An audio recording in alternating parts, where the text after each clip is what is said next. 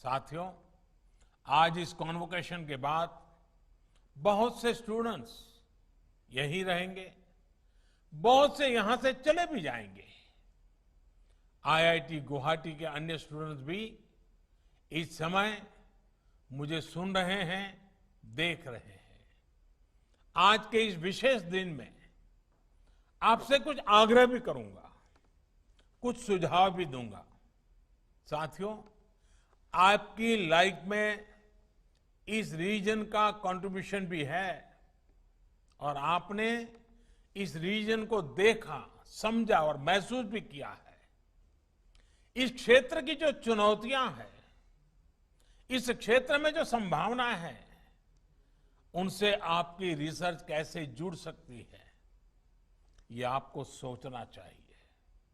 उदाहरण के तौर पर solar energy, wind energy, biomass और हाइड्रो इलेक्ट्रिक एनर्जी में भी यहां अपार संभावनाएं हैं। यहां चावल, चाय, बांस जैसी संपदा है जो टूरिज्म इंडस्ट्री से है। उसे हमारा कोई इनोवेशन बूस्ट दे सकता है क्या? साथियों, यहां बायोडायवर्सिटी भी है और अपार पारंपरिक ज्ञान और हुनर भी।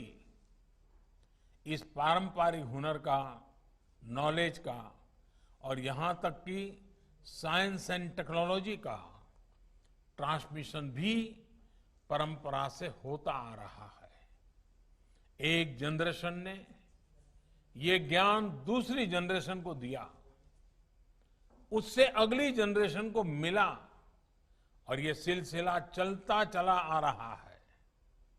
क्या हम इसे आधुनिक टेक्नोलॉजी से जोड़ सकते हैं? क्या हम इस फ्यूजन से नई टेक्नोलॉजी खड़ी कर सकते हैं? मेरा मानना है कि हम एक मॉडर्न और साइंटिफिक प्रोसेस के जरिए कल्चरल नॉलेज, स्किल्स और बिलीफ्स को rich and cutting edge professional development programme में तैयार कर सकते हैं। मेरा सुझाव है कि आईआईटी गुवाहाटी इसमें एक मुख्य भूमिका निभाए और एक centre for Indian knowledge system की स्थापना करें। इसके जरिए हम पूर्वोत्तर को, देश और दुनिया को ऐसा बहुत कुछ दे सकते हैं जो इनवैल्यूएबल होगा। साथियों, असम और पूर्वोत्तर देश का ऐसा रीजन है जो पॉसिबिलिटी से भरा हुआ है, लेकिन इस रीजन को फ्लड, अर्थक्वेक, लैंडस्लाइड और कई इंडस्ट्रियल डिजास्टर जैसी आपदाएं भी घेरती रहती हैं। इन डिजास्टर से निपटने में इन राज्यों की एनर्जी और एफर्ट्स खर्च होते हैं।